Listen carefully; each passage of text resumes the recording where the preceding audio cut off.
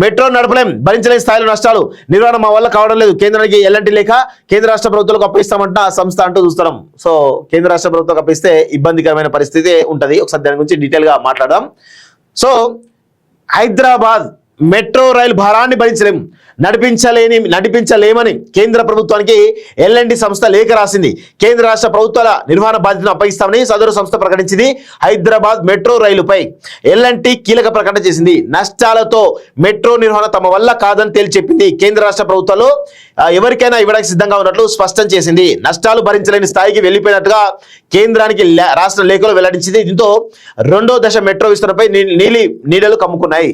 So ఇక్కడ ఏమైతుంది, L&T ఉంది. ఎల్ఎన్టీ మీరు చూడండి, కొన్ని చోట్ల మాల్స్ కట్టారు, నెక్స్ట్ గలేరియా మాల్స్ కట్టారు కదా, ఇవన్నీ ఎవరికి ఇచ్చారు? ఎల్ఎన్టీకి ఇచ్చారు అవన్నీ. సో ఎల్ఎన్టీ వాటన్నిటి కూడా మన కిరాయిలా లేకపోతే అమ్ముకోవడమా ఏదో చేసింది. సో ఇప్పుడు దానిపైన ఏంది పరిస్థితి? ఇప్పుడు అక్కడ ఏం జరుగుతూ ఉంది? వాళ్ళ పని అయిపోయింది కాబట్టి ఇప్పుడు చేతులు ఎత్తేస్తున్నాడు తెలుస్తూ ఉంది. సో పేరుకుపోయిన బకాయిలట. మెట్రో రైల్ మొదటి దశ 22,000 కోట్ల పెట్టుబడితో 3 కారిడార్లో 69 కిలోమీటర్ల మేర 57 స్టేషన్లతో నిర్మించారు.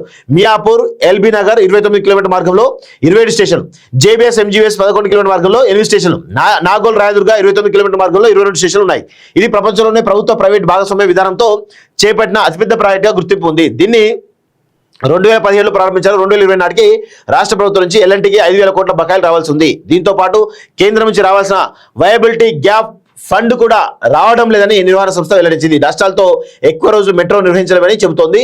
ఎన్సీపీ ఏర్పాటు చేయండి, హైదరాబాద్ మెట్రో రైల్ నిర్వహణ స్పెషల్ పర్పస్ వెహికల్ ని ఏర్పాటు చేయాలని ఎల్ఎన్టీ కోరింది అంటూ చూస్తా ఉన్నాం. సో మెట్రో ప్రయాణికులు ఎవరైతే ఉన్నారో, హైదరాబాద్ మెట్రో రైలు వాసులు ఎవరైతే ఉన్నారో వాళ్ళందరికీ బాగా పెద్ద భిక్షగా చెప్పొచ్చు.